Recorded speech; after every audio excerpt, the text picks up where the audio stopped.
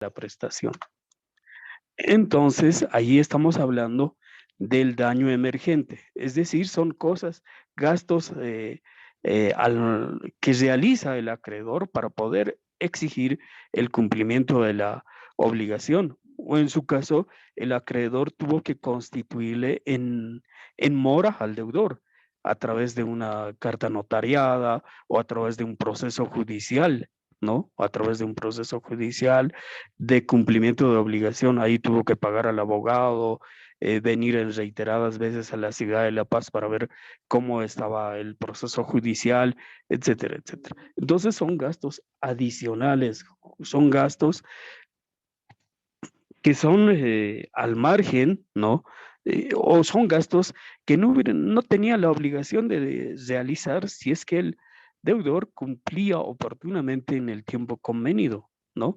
Es decir, si el deudor entregaba estos productos que le han sido solicitados oportunamente dentro del plazo convenido, entonces no había necesidad de que el acreedor pueda venir a la ciudad de La Paz para exigir el cumplimiento de la prestación debida. Eso es comprensible, ¿verdad?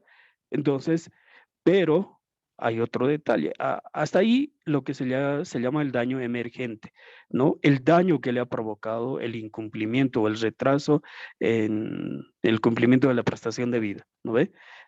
Pasajes, pago de honorarios, bueno, tuvo que hospedarse en La Paz, pagar un alojamiento, un hotel, no sé, dependiendo, pagar su alimentación, gastos que no tendría que haber realizado si es que el deudor cumplía oportunamente con su obligación.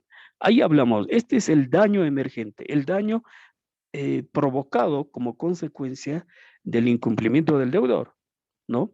Si el deudor cumplía, reitero, con su obligación dentro del plazo establecido, no tenía por qué venir a La Paz, ni estar rogando estos gastos, ni contratar un abogado para que le inicie un proceso judicial de cumplimiento de obligación, ¿verdad? Ese es el daño emergente.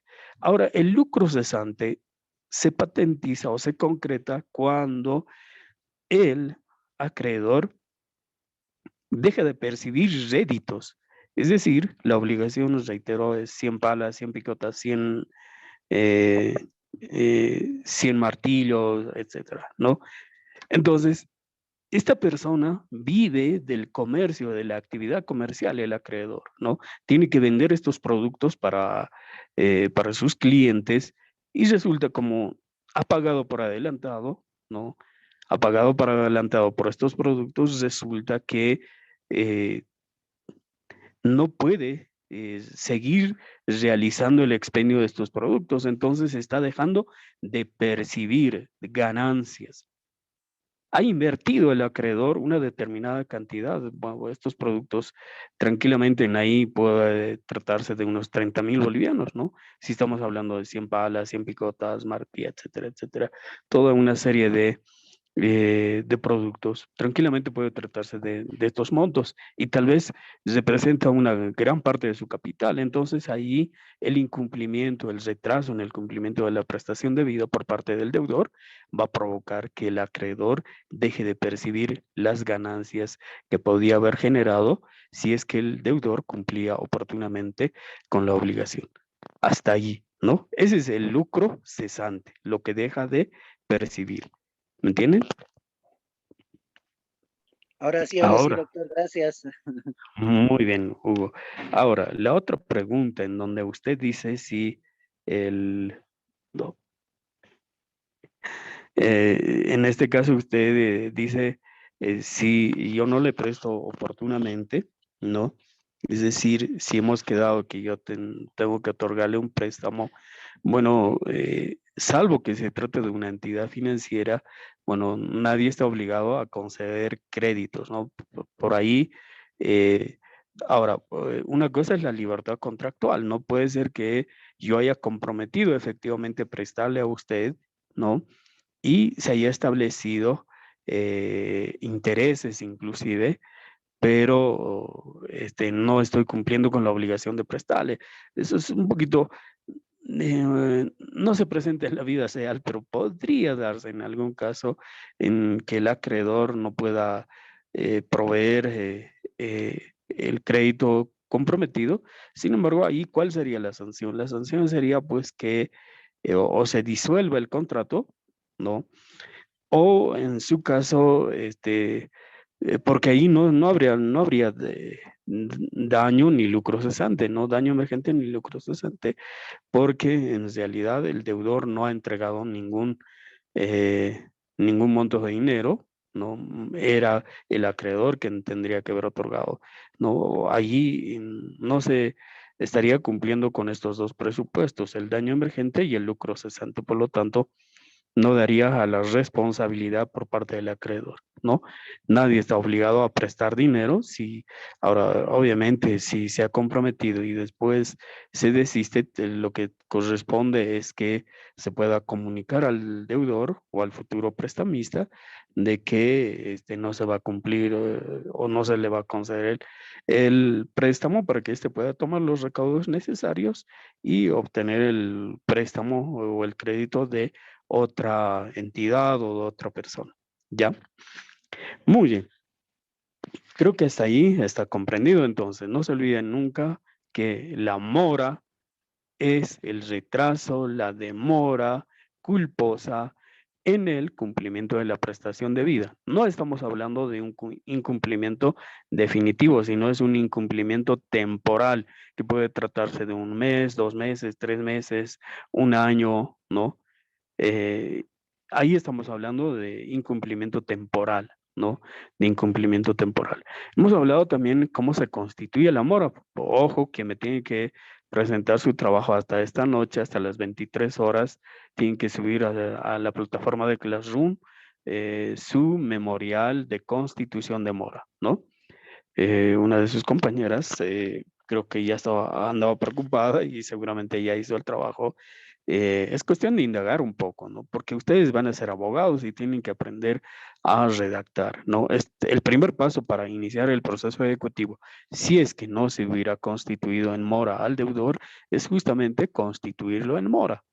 Lo constituimos en mora y a partir de ahí ya vamos a tener los tres requisitos para iniciar el proceso ejecutivo. ¿Cuáles son los tres requisitos para iniciar el proceso ejecutivo? A ver, estimados compañeros, recordaremos.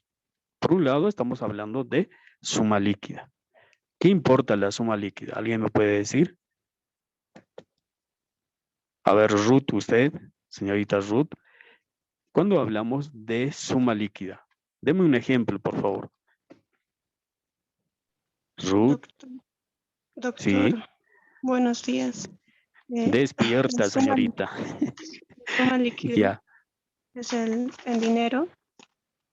ya, pero deme a ver, cuando hablo de suma líquida, deme un ejemplo. ¿Cuándo es suma líquida? Si yo le digo 10,000 bolivianos, ¿es suma líquida o no es suma líquida? Ruth, Sí, doctor. claro, es suma líquida, 10,000 bolivianos. Si yo le digo 9,999, ¿es suma líquida o no es suma líquida? Sí, doctor. Es suma líquida, ¿no? Es suma líquida. Efectivamente, todo lo que está establecido, está determinado en una cantidad X, se constituye en suma líquida. Hablamos de 5,000, 10,000, 20,000, 30,000, 100,000, $1,000,000, ¿no? La cuestión es que tiene que estar establecido o tiene que determinarse el monto. ¿No? ¿Cuándo no existe suma líquida? Cuando la obligación, por ejemplo, consiste en entregar 5,000 bolivianos, pero también entregar, no sé, eh, 100 cajas de cerveza, ¿no? O puede ser adicionalmente ir a cantar, ¿no? Construir un muro, prestar algún tipo de servicio. Entonces ahí es una obligación mixta. No estamos hablando de una suma líquida. La suma líquida es un monto determinado, un monto X que no da lugar a ninguna confusión. Puede ser 9,999 a pesar de que tenga fracciones, pero es una suma líquida, se puede tranquilamente cuantificar, ¿no es cierto? Está preestablecido. Eso es uno de los elementos. ¿Cuál es el otro elemento? A ver, díganme, por favor. Por un lado, suma líquida. Después, compañeros, hablamos de título ejecutivo. ¿Cuándo es título ejecutivo? A ver. Ruth, vuelvo a insistir con usted. Ruth. Doctor, título ejecutivo sería el memorial, doctor. Ruth. No estás leyendo, Ruth. No. Bueno, a ver. Título ejecutivo son todos aquellos documentos que adquieren la calidad de documento público. Por ejemplo, un contrato privado que está reconocido en firmas y rúbricas, ya sea voluntariamente o que ha sido reconocido por una determinación judicial, por una resolución judicial. Entonces, por favor, eso no se olviden, estimada Ruth, tienen que leer. Bueno, la recomendación para todos, van a ser ustedes abogados, no pueden no saber qué es un título ejecutivo. Un título ejecutivo es no todo aquel documento que adquiere la calidad de documento público, ¿no? Documento público, ¿ya? ¿Y cuál es el otro elemento? Ya tenemos la suma líquida, tenemos el título ejecutivo, ¿qué es lo que nos falta? Y tiene que ver mucho con el tema número 8. El plazo Compañero. vencido, doctor. El plazo vencido, exactamente, el plazo vencido, ¿no? El plazo vencido. Entonces, no se olviden, para interponer una demanda ejecutiva, los requisitos esenciales son suma líquida, plazo vencido y título Título ejecutivo. ejecutivo. Exactamente, título ejecutivo, ¿no? Entonces, yo no, y cuando, bueno, puede ser que tenga yo el documento privado con reconocimiento de firmas y rúbricas, tengo el título ejecutivo, pero ¿qué pasa si en mi título ejecutivo, en este documento que yo tengo y que ha sido reconocido voluntariamente ante notario de fe pública, no está establecido la mora automática? ¿Qué es lo que tenemos que hacer? Previamente. A ver, yo sé que una persona sabe. Es la persona que me había pedido un memorial. A ver, un ejemplo. Señorita, a ver, ¿dónde está el nombre de la? No era Paola, era donde tenías, señorita, a ver, a ahí está, Maribel. Sí, ya me acordé de su nombre. Señorita Maribel, a ver, ¿qué es lo que tenemos que hacer en el caso de que no se haya establecido la mora automática? Maribel. Maribel, despierta. Creo que sigue durmiendo Maribel. Maribel, ¿no? A ver, la pregunta para todos. Si no está establecida la mora, ¿qué es lo que tenemos que pedir o qué es lo que debemos hacer para constituir en mora al deudor?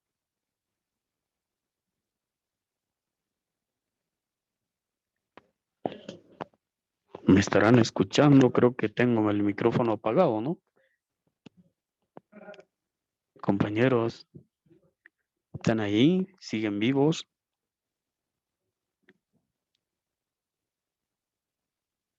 Creo que no me escuchan, ¿no?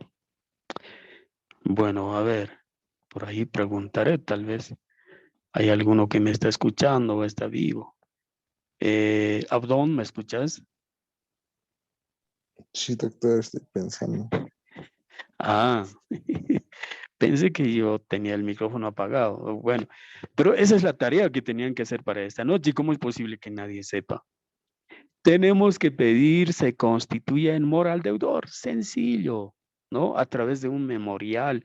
En el memorial le vamos a decir, señor juez, resulta que mi persona ha otorgado, es más, le estoy dictando lo que debe contener el memorial, ¿no? Señor juez, resulta que mi persona, el pasado 15 de marzo del año 2020, ha otorgado en calidad de préstamo la suma de 50,000 bolivianos a favor de la señorita Maribel Ticona, la misma que había comprometido devolverme dicha cantidad de dinero hasta el pasado 18 de marzo del año 2022. Sin embargo, a pesar de que ha vencido superabundantemente el plazo concedido para la devolución del crédito, la misma hasta el presente no ha procedido a devolverme el dinero, por lo que previo al inicio del proceso ejecutivo y siendo que en el contrato primigenio no se había establecido la mora automática de la deudora, solicito a su probidad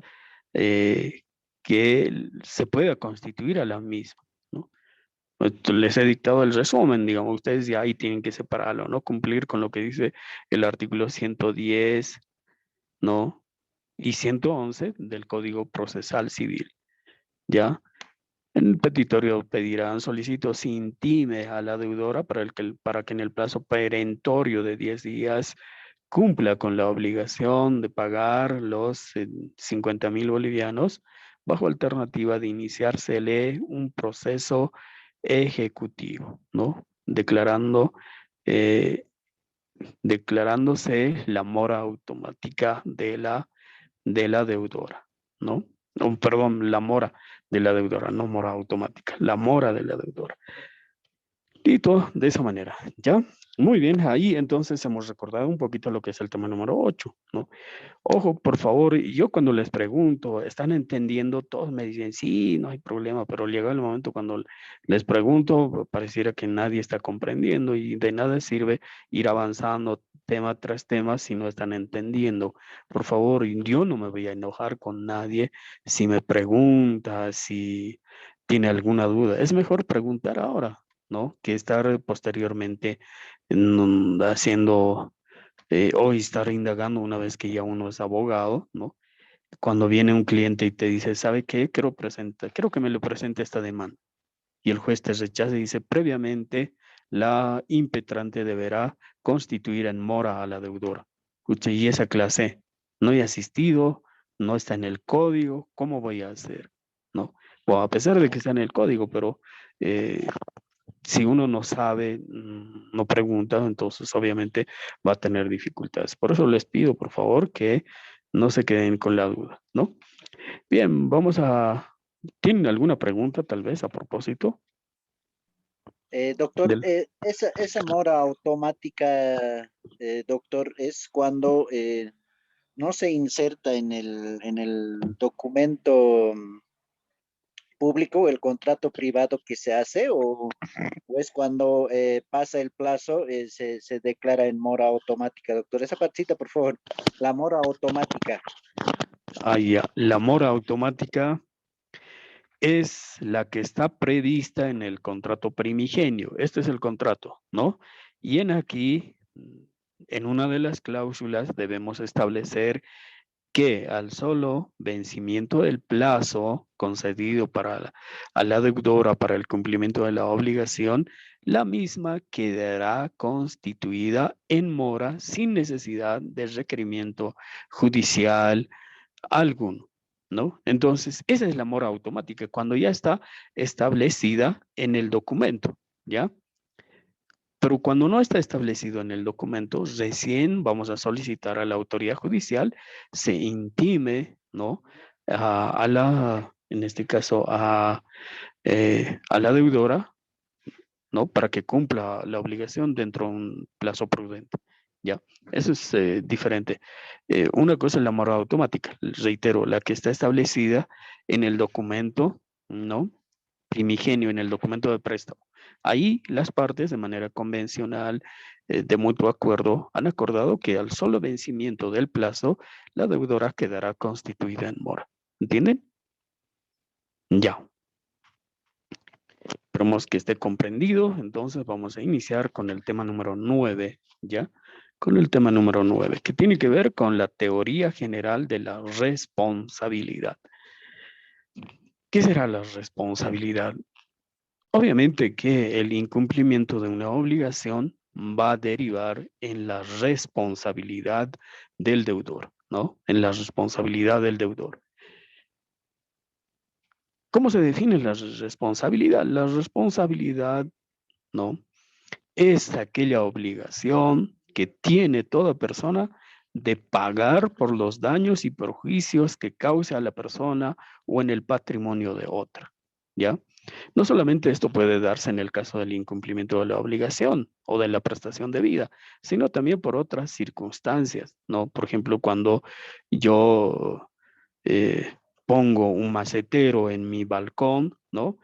Viene un viento fuerte y provoca que ese mi macetero pueda caer a la calle y pueda lesionar a una persona. Tengo la responsabilidad de cubrir, de reparar los daños, perjuicios provocados a la persona. ¿Ya? Entonces, eso es, estimados compañeros, lo que sería la responsabilidad, ¿no? ¿Ya? ¿Me entienden? Entonces, no se olviden, por favor. Esa es la responsabilidad, ¿no? Toda persona tiene la obligación de pagar los daños y perjuicios que se hubiera provocado como consecuencia de un acto, ¿no? De una persona, de un acto o un hecho, ¿no? En el caso anterior se trata de un hecho, ¿no? Porque yo no he tenido la intención de lesionar a la persona, pero por mi imprudencia, por poner este macetero en en el balcón, no he previsto que pueda caer al suelo, ¿no? Yo debía haber sujetado bien, ¿no? Ese macetero para que no pueda provocar estos accidentes. Lo propio ocurre en el caso de las tejas, ¿no? Están las tejas y resulta que por el transcurso del tiempo esta teja podría derivar, ¿no? En que por el tiempo puede deteriorarse y pueda, pues, empezar a caer a la calle y pueda provocar alguna lesión. Entonces, esa es la responsabilidad, no simplemente la responsabilidad es de carácter contractual. ¿Cuándo sería la responsabilidad de carácter contractual? Cuando o de origen contractual cuando es producto de un contrato, ¿no? Que hemos celebrado entre el deudor y la acreedora o la acreedora o el deudor, ¿no? Entonces allí, como consecuencia de ese contrato, de ese vínculo jurídico existente entre el sujeto activo y el sujeto pasivo, ¿no? Se da el incumplimiento de la prestación debida, ¿no? O se da de pronto da origen de pronto a un perjuicio en el patrimonio del acreedor, ahí obviamente dará lugar al resarcimiento de los daños que se hubieran provocado. Ahora, la responsabilidad de origen extracontractual es aquella que no surge del contrato de las partes, ¿no? Como en el ejemplo que he puesto a un inicio, es decir, este macetero. O que mi perro, ¿no? De pronto yo abro la puerta y mi perro sale corriendo y muerde a un peatón, a una persona que estaba pasando por la calle. ¿Yo he tenido la intención de provocar el daño a la persona? No. ¿Hemos celebrado un contrato con esta persona? No.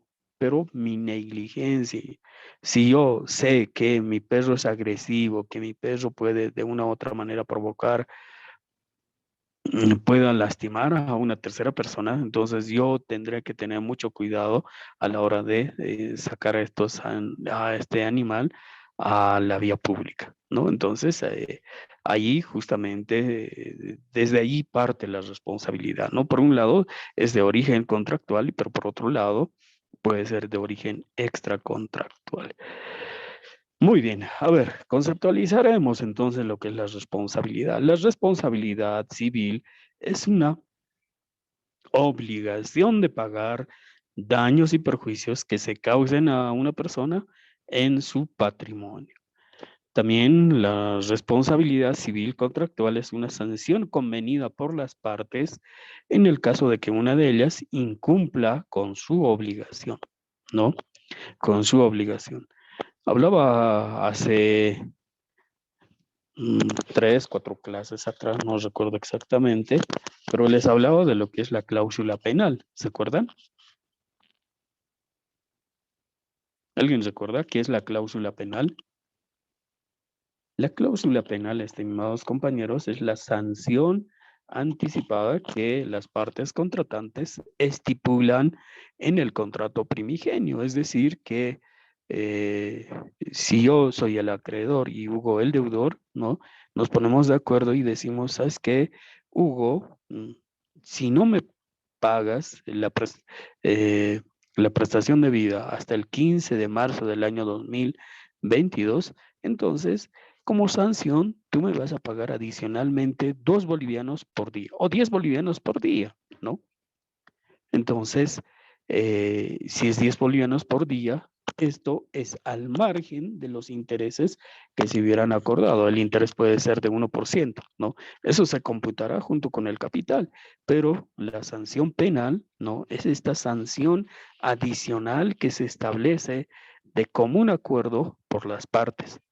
Allí el acreedor, ¿no? Ya no solicitará posteriormente la reparación de daños y perjuicios porque anticipadamente ya está establecido a cuánto corresponde la sanción, ¿no? Y el daño o el daño y el perjuicio, ¿no? ¿Entienden? Esa es la cláusula penal. Entonces, la próxima clase les pediré que me redacten un contrato, ¿no? En donde esté establecido no simplemente la mora automática, sino también la cláusula penal, esté establecido el plazo, ¿no? La suma líquida, etcétera, etcétera. Y eso para que puedan comprender en la práctica dónde es que se aplica esta teoría. Algunos dirán, pero pura teoría, está hablando, ¿no? Y piensan que esto no se aplica en la práctica. Todo lo que vengo diciendo se aplica en la práctica. ¿No? Se aplica en la práctica. Por ejemplo, si yo les hablo de plazo vencido, en el contrato de préstamo tendré que establecer pues que la obligación tiene que cumplirse hasta tal fecha. Ahí estamos hablando de plazo. Después, si voy a hablar de intereses, tengo que establecer en una cláusula que la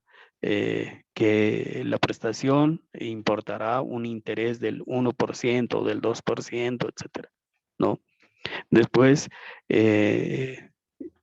estableceré la mora automática en una de las cláusulas y diré que al solo incumplimiento de la obligación, o perdón, al solo vencimiento del plazo ante el incumplimiento, el deudor quedará automáticamente constituido en mora, ¿no? Quedará constituido en mora, ¿no? Después debo identificar a las partes, ahí estamos hablando del sujeto activo, sujeto pasivo. Después, ¿qué más? Tendré que establecer la capacidad, ¿no? Dentro de las generales de ley. Después tendré que establecer lo que es el consentimiento, ¿verdad? Tendré que establecer el consentimiento, que ese contrato que se está celebrando es en pleno uso de sus capacidades cognitivas y que no existe ningún vicio en el consentimiento. Fíjense que todo lo que nosotros venimos hablando desde el primer año, ¿no? Se concreta en la práctica y se lo concreta justamente en un mero documento que parecería súper sencillo. Nosotros tenemos que conocer la teoría para redactar un buen contrato. De lo contrario, vamos a terminar haciendo cualquier cosa y eso no está bien, ¿no? Muy bien. Espero que hayan comprendido lo que es la cláusula Doctor, penal. Sí, adelante, una por favor. consulta. En Dígame. cuanto a la cláusula penal, si es la Ujú, sanción que se establece entre ambas partes, ¿esta sanción ujú. siempre va a ser económica o de qué tipo de sanción más se puede? Bueno, ahí prima lo que es la libertad contractual, ¿no? No necesariamente, bueno, por lo general es de carácter económico, ¿no? Porque lo que le interesa al acreedor es que se le puedan restituir, ¿no? La suma de dinero que está otorgando en calidad de préstamo. Pero por otro lado, le interesa también percibir algunos réditos, ¿no? Extra en caso de que el deudor pueda incumplir o pueda eh, eh, no cumplir oportunamente con la obligación a la que está reatada. Pero cuando yo digo depende de la libertad contractual, las partes de común acuerdo podrían establecer, ¿no? Que como sanción se va a establecer que en caso de incumplimiento el deudor tenga que entregar de pronto, no sé, un, no sé, una cabeza de ganado o realizar de pronto alguna actividad a favor del acreedor, ¿no? De pronto terminar de pintar una pared o pintar una pared, ¿no? Diversas prestaciones que de común acuerdo, en virtud de la autonomía de la voluntad, las partes puedan establecer voluntariamente, ¿no? Pero obviamente no tienen que ser sanciones que afecten la honorabilidad, la dignidad de una persona, ¿no? Porque no sé si yo he visto una vez un contrato en donde, ¿no? En el caso de que se incumpla, usted tendrá la obligación, bueno, era un acuerdo bueno, cuidado, lo tomen a broma, pero para mí también resultó algo jocoso cuando lo leí. Decía que la señora, ¿no? Debería salir con el acreedor, ¿no? Tendrá la obligación de salir, ¿no? Con el acreedor las veces que éste lo requiera. No sé si honestamente lo habrá redactado un abogado, pero así estaba, ¿no? Eso, de hecho, esa cláusula es nula. ¿Por qué? Porque eso es contrario a la ley, ¿no? Nadie puede forzar, ¿no? A una persona a realizar actos en contra de su voluntad, ¿no? Ahí se está forzando a la mujer, ¿no? Que si bien es la deudora, pero pues de ninguna manera puede, estaríamos incluso ahí hablando de un tipo penal de trata de personas, ¿no? Porque la persona se ve obligada a salir con otra en mérito a un contrato, ¿no? Entonces, no se puede establecer ese tipo de sanciones, ¿no? O tendrá que correr desnudo toda la cuadra, ¿no? Ese tipo de sanciones que resultan humillantes, vejantes para la persona, ¿no? De ninguna manera se puede establecer ese tipo de sanciones, ¿ya? Muy bien, ¿alguna otra pregunta tal vez? Doctor, buen día. Hola hermano, buenos días, adelante. Doctor, en el caso de los prestamistas, doctor, que prestan en base a objetos, ya sea garrafas, computadoras, Ujú. según tengo entendido, si en caso no cancelas, ellos creo que se adueñan de ese objeto. ¿Eso es algo legal, doctor, o es que no está basado en la norma? Bueno, ahí estaríamos hablando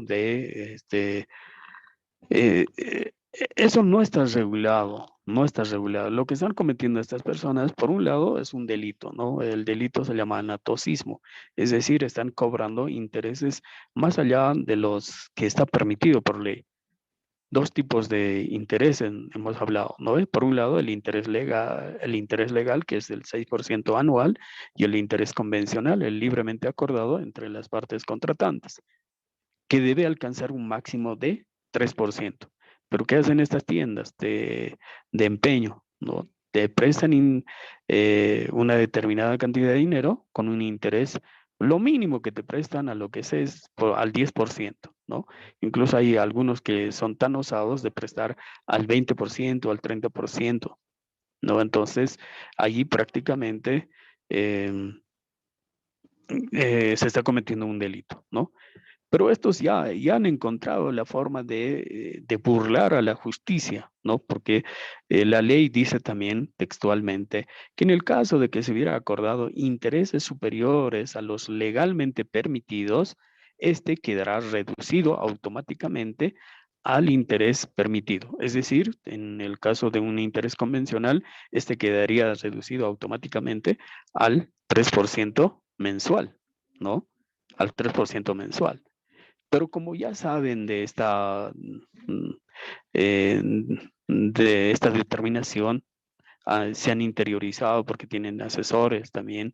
Entonces, ¿qué es lo que están haciendo?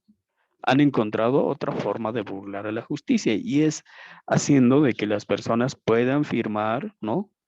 Si yo estoy entregando, por decir, estoy entregando mi aparato telefónico, ¿no? O estoy entregando, no sé, un equipo de computación, ¿no? ¿Qué es lo que hace esta tienda? Esta tienda hace que yo firme un contrato por el cual presuntamente le estoy transfiriendo en calidad de compra y venta, ¿no? En calidad de compra y venta y estoy diciendo que he recibido X o Z cantidad de dinero. Entonces, ¿cuál es el vicio? A ver si alguien me puede decir. ¿Hay algún tipo de vicio? Si yo estoy firmando en ese contrato como que estuviera vendiendo mi televisor o mi equipo de computación, ¿le encuentran ustedes algún vicio?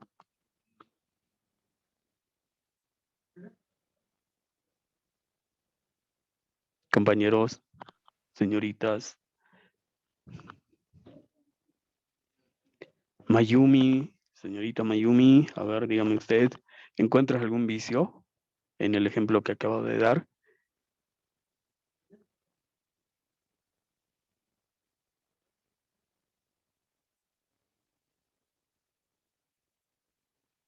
Bueno, a ver, como nadie participa, sí hay un vicio, y el vicio es pues el vicio del consentimiento. Allí yo, por la necesidad de obtener un préstamo, porque necesito ese dinero para pagar la operación de mi hijo, de mi esposa, de mi hermano, de mi padre, etcétera, ¿no?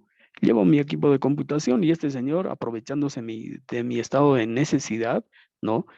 Me hace firmar como que le estuviera vendiendo el equipo de computación a 500 bolivianos o a 5.000 bolivianos, ¿no?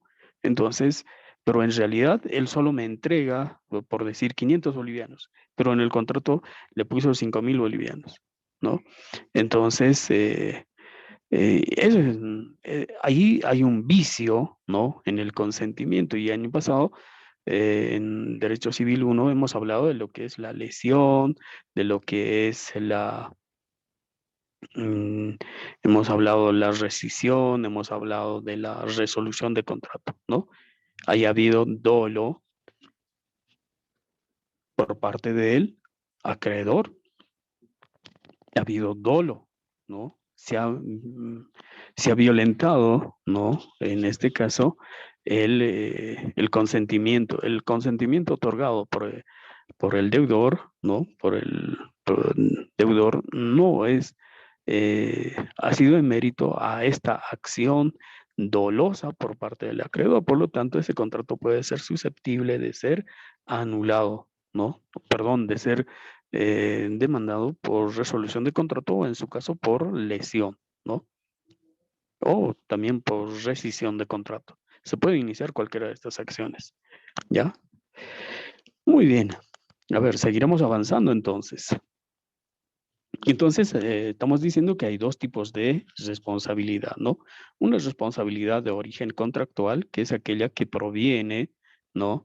De la sanción, perdón, del acuerdo, ¿no? Establecido por las partes y que ambas de manera voluntaria han establecido un tipo de sanción.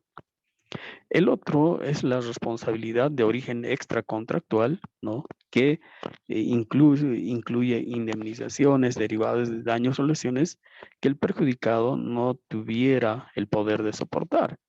Por ejemplo, eh, ahí estaríamos hablando de los cuasi delitos, ¿no? Por ejemplo, en el ejemplo anterior, en donde mi perro sale y muerde a una persona, ahí estaría hablando de un cuasi delito, ¿no?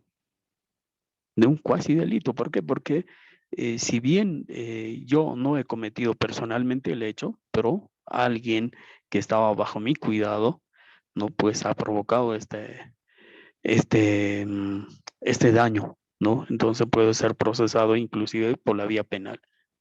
Entonces, eso es los tipos de responsabilidad. Definiremos conceptualmente qué es la responsabilidad civil. La responsabilidad civil puede definirse como la obligación de reparar los daños y perjuicios causados a una persona o grupo de personas, ¿ya? Dicho daño puede ser provocado por el incumplimiento contractual, responsabilidad contractual se llama esto, por la ocurrencia de un hecho lesivo sin vínculo contractual, que se llama responsabilidad extracontractual, y la obligación de repararlo abarca tanto la reparación in natura colocando al perjudicado en situación inmediatamente anterior al hecho, es decir, si el perro le ha mordido a esta persona, yo tengo que cubrir los gastos de atención, ¿no? Procurando que esta persona pueda restablecer su estado de salud, ¿no? O por equivalente al monetario, dice. Entonces, allí tendré que pagarle, pues, en dinero el daño que le he provocado como consecuencia de esta mi actitud negligente, ¿no? Entonces, a eso nos referimos con la responsabilidad civil, que es la obligación de una persona que ha causado daño a otra, ¿no? Ya sea de manera activa sería que yo, ¿no? Por algún acto propio, por algún acto voluntario, intencional, haya provocado daño en el patrimonio de otra persona. Y es pasiva cuando de pronto, sin que yo haya realizado ningún acto, de igual manera pueda, ¿no? Derivar en el daño a otra persona. Esto va a derivar en la indemnización a favor del perjudicado. Eso es lo que es la responsabilidad civil, ¿no? Respecto a la responsabilidad civil, la teoría general nos habla de que el ser humano, como sujeto de relación en el desarrollo de su conducta intersubjetiva, está permanentemente en la posibilidad de incurrir en responsabilidad, la que eh, ¿por qué? Porque es inherente a la vida misma, ¿no? Como sujetos, como seres sociales, indudablemente establecemos una serie de relaciones, ¿no? Relaciones sociales, relaciones contractuales, relaciones de parejas, relaciones familiares, etcétera, etcétera. Y estas, en la mayoría de los casos, siempre van a derivar en responsabilidad. Por ejemplo, si tú, a ver, pregunto por aquí, si tú, Elvira, estimada Elvira, ¿me escuchas? A ver, ¿me escuchas, Elvira? Elvira, no sé si me está escuchando, creo que no. A ver, por ahí, Edith, ¿me escucha? Edith, aquí no. Doctor, Buenos días, Edith. A ver, yo le pongo este ejemplo. Solo es un ejemplo, ¿no? Si usted fuera madre, ¿tiene algún tipo de responsabilidad sobre su hijo? Suponiendo que su hijo haya golpeado a otro niño, ¿habrá algún tipo de responsabilidad? sí, doctor, porque el niño depende de mí y Ujú. porque es menor de edad. Y está bajo la patria potestad de su persona, ¿no? Sí, doctor. Usted no le ha mandado a golpear a su amiguito, a su compañero de colegio, pero esta es la mamá, por lo tanto, como madre, asume la responsabilidad de resarcir el daño que hubiera provocado esta persona que está bajo su cuidado, ¿no es cierto? Sí, doctor. Esa es la realidad, ¿no? Esa es la realidad. Ahora, si alguien es funcionario, perdón, adelante. Doctor, buen día. En caso, por ejemplo, podría pasar algunos hechos fortuitos. Por ejemplo, yo tengo una propiedad ya en X lugar y pasa un terremoto o sismo. Entonces, justo estaba pasando por mi casa un señor, una señora o un niño y se cae la pared. Entonces, en este caso, sigue el propietario como responsable porque es un fenómeno natural, ¿no? Que ha pasado y nadie también estaba previniendo, ¿no? ¿Qué va a pasar? Entonces, en este caso, doctor, y el niño podría fallecer todavía por mi pared, por la Ahora, caída de mi pared. hemos hablado de lo que es el hecho fortuito y el motivo perdón, la fuerza mayor eh, y, y el motivo bueno, fuerza Caso mayor fortuito. y caso fortuito, gracias, Edith. Caso fortuito y la fuerza mayor. Estas dos causas o estas dos circunstancias son eximientes de responsabilidad. En este caso, no se puede atribuir la responsabilidad del fallecimiento de este niño al propietario, porque él mismo ha sido afectado, porque probablemente si es un terremoto, como usted menciona, ¿no? Haya ocasionado otros deterioros en la propiedad inmueble. En este tipo de casos, no existe la responsabilidad, ¿no? Porque no ha existido tiene que demostrarse, para existir responsabilidad, tiene que haber negligencia o dolo de la persona, ¿no? Que debe resarcir el daño y perjuicio. Tiene que demostrarse que ha habido, ¿no? Una actitud culposa o dolosa por parte del que ahora tiene que resarcir el daño. Pero en el caso del terremoto, obviamente ahí no ha habido ni culpa, mucho menos dolo, ¿no? No ha existido ninguna de estas condiciones, por lo tanto, no corresponde la fijación de la reparación de daños y perjuicios en este tipo de circunstancias, ¿no? ¿Cuándo habría responsabilidad? Ya. Suponiendo que la pared caiga, no hay terremoto, no hay nada, la pared caiga sobre el niño y provocando el deceso del mismo, obviamente ahí que sí hay responsabilidad en contra del propietario de ese bien, de ese inmueble. ¿Por qué? Porque él tenía la obligación de mantener, ¿no? Que esa pared no pueda provocar daño, ¿no? A terceros. No pueda provocar, tendría que haber hecho el mantenimiento necesario o en su caso proceder a la demolición, porque sobre todo aquí hablamos del casco viejo, hay algunas construcciones que son muy antiguas, ¿no? Muy antiguas. Y estos, justamente por el transcurso del tiempo, están bastante deterioradas y pueden provocar este tipo de daño, ¿no? Pueden provocar este tipo de daño.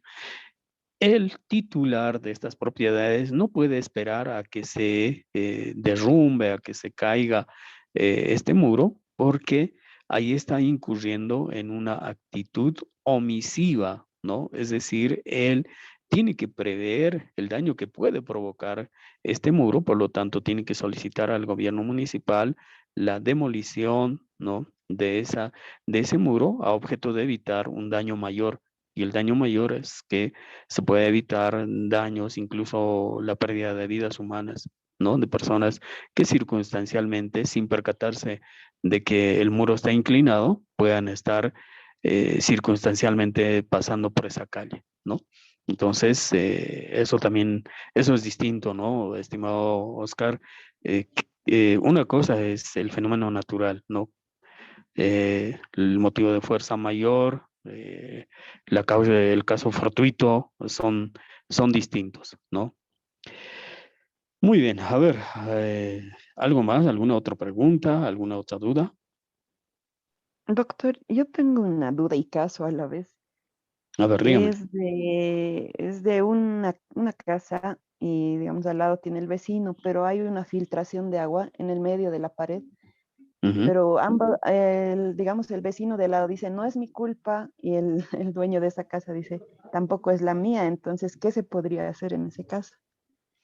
Porque hay una Bueno. filtración que afecta a la pared. Sí, en ese tipo de casos lo que se tiene que hacer es acudir a la vía judicial, ¿no? A través de un proceso se llama daño temido, ¿no? Vamos a ver, justamente está en el tema número 9, lo que es la responsabilidad en este caso, el artículo 997 nos habla de ruina de edificio o de otra construcción, ¿no?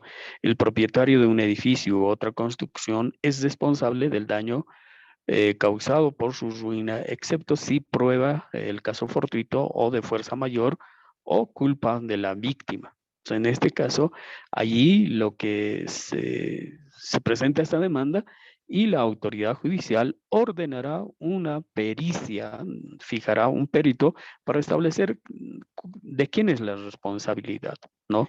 Tiene que establecer. Si logra determinar el perito que el fondo colindante es quien está provocando esta filtración, provocando el daño en la propiedad del demandante, entonces ahí tendrá que hacer el resarcimiento del daño y perjuicio. No solamente el resarcimiento del daño y perjuicio, sino de abstenerse de seguir provocando este daño, ¿no?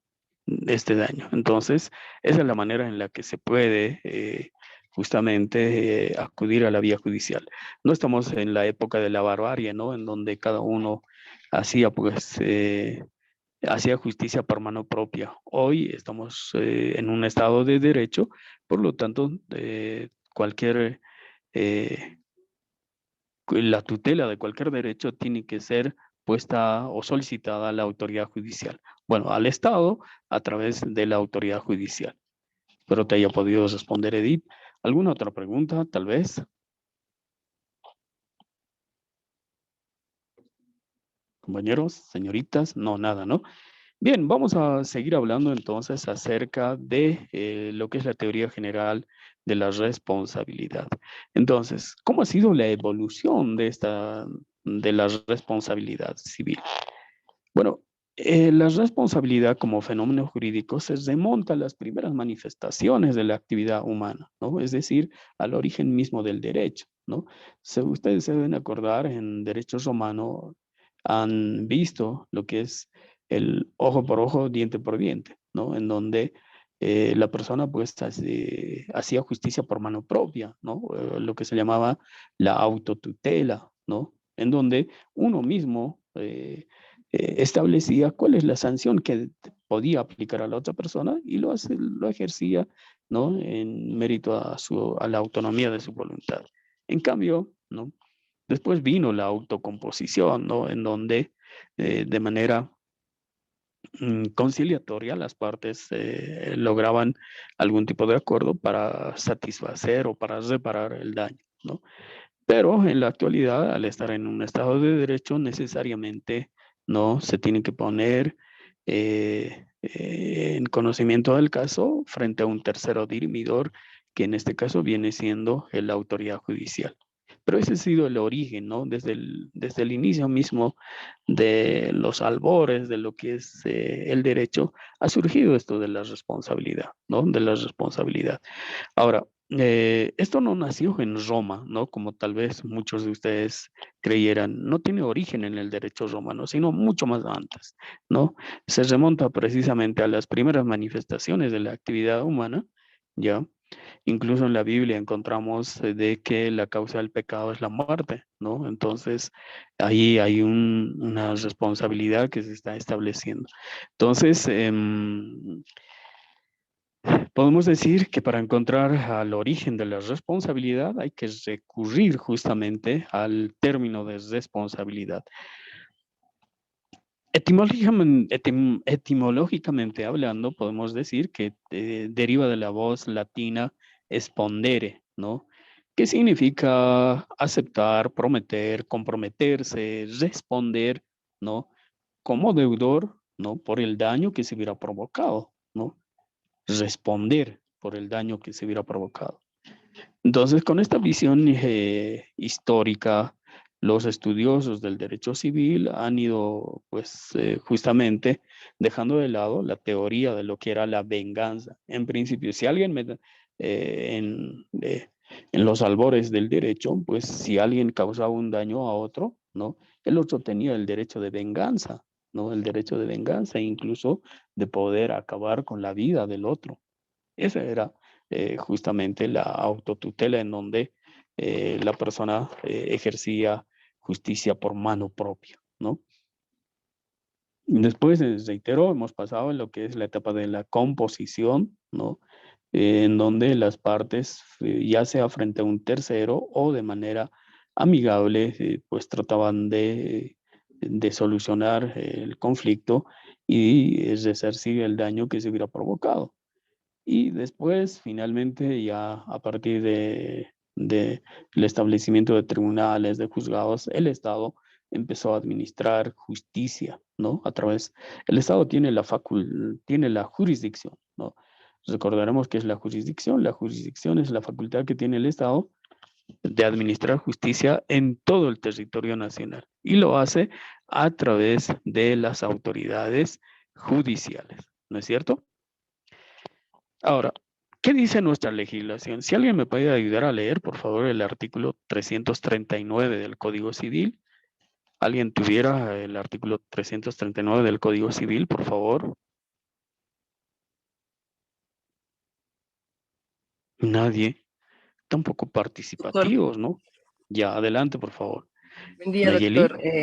No, Paola. Ah, Paola, adelante, por favor. Artículo 339. Responsabilidad del deudor que no cumple. El deudor que no cumple exactamente la prestación debida está obligado al resarcimiento del daño si no prueba que el incumplimiento o el retraso en el cumplimiento es atribuible a imposibilidad de ejecutar la prestación de una causa que no le es imputable. Muy bien, muchas gracias, Paola. ¿No? Ahí estamos hablando claramente de que el deudor es responsable, ¿no? Está obligado al resarcimiento del daño, ¿no? Por el retraso, por la demora o por el incumplimiento, ¿no? A menos que demuestre que este retraso, este incumplimiento no es atribuible, ¿no? A su persona y es como consecuencia de un hecho ajeno a su voluntad, ¿no? Ahora, ¿cuáles serán los requisitos necesarios para que surja la responsabilidad civil? Uno, tiene que existir una acción, una omisión. ¿Cuándo sería acción? A ver, la pregunta para todos. ¿Cuándo hablamos de acción? Es una actividad, ¿no? Por parte del deudor, ¿no? De no cumplir, ¿no? Con la prestación debida. Ahí estaríamos hablando de acción. Y omisión cuando el deudor, a sabiendas de que tiene que asumir ciertas conductas para cumplir exactamente con la prestación debida, no lo hace, no lo hace, omite, ¿no? Omite. Ahí estamos hablando entonces de que tiene que haber una conducta, una acción y una omisión por parte del deudor. Segundo, que entre la acción y la omisión y el daño producido haya una relación de causalidad. Es decir, que la conducta del deudor sea justamente la que provoque, ¿no? El daño en contra del acreedor. Tiene que haber una relación de causalidad, ¿no? Tiene que haber una relación de causalidad. Es decir, que el daño haya sido causado por esa acción o esa omisión del deudor. Esto es lo que se tiene que mencionar en la demanda, ¿ya? Ojo, esto por favor, vamos a hacer también una demanda de este tema. Les voy a pedir, ahora tienen que hacer lo que es constituir en mora, después les voy a pedir que hagan una demanda, ¿no? O un memorial, más que una demanda, un memorial en el cual ustedes exijan el resarcimiento del daño y perjuicio, ¿ya? Entonces, lo que tiene que establecerse para pedir el resarcimiento del daño y perjuicio es este nexo causal, esta relación de causalidad entre la acción y la omisión del deudor, ¿no? Que justamente ha provocado en el daño, ¿no? En contra del patrimonio del acreedor, ¿ya? Tercero, tiene que haber culpa y negligencia. Culpa y negligencia del deudor, ¿ya? ¿Alguna pregunta tal vez? No, ninguna, ¿verdad? Bien, estamos a 8:58, así que, bueno, vamos a quedar en esta parte antes de ingresar al otro subtítulo que tiene que ver con los caracteres de la responsabilidad, ¿ya? Vamos a ver en la próxima clase lo que son las responsabilidades de los padres, de los tutores, de los empresarios, de los educadores, de los dueños de los animales, y así vamos a ir analizando los distintos tipos de responsabilidad, además del daño, los elementos de la responsabilidad y otros aspectos. Les deseo un excelente día, espero puedan tener una jornada muy provechosa. Nos estaríamos viendo el día lunes. No se olviden, por favor, para esta noche tienen que mandarme sus trabajos hasta las 23:59. ¿Ya? Hay mucha gente que no está haciendo sus trabajos. Por favor, yo no quisiera que surjan los reclamos al final de la clase. Estimada Ruth, estimado Ronald, por favor, háganos recuerdo siempre de que ustedes tienen la responsabilidad de cumplir con los trabajos que se esté delegando y el docente tiene la obligación también de valorar, ¿no?, todos estos trabajos. Así que mucho dependerá. Finalmente, quienes establecen su calificación son ustedes. Así que, por favor, Ronald, te voy a rogar siempre y a toda la mesa directiva del paralelo de que puedan hacer recuerdo. Estimada Ruth, usted como encargada de la materia o como colaboradora de la materia, por favor, también les ruego que pueda hacer recuerdo a sus compañeros de las obligaciones que tienen. ¿Ya? Muy bien, ahora sí me despido, que tengan un excelente día. Gracias, doctor. Igualmente. Hasta luego.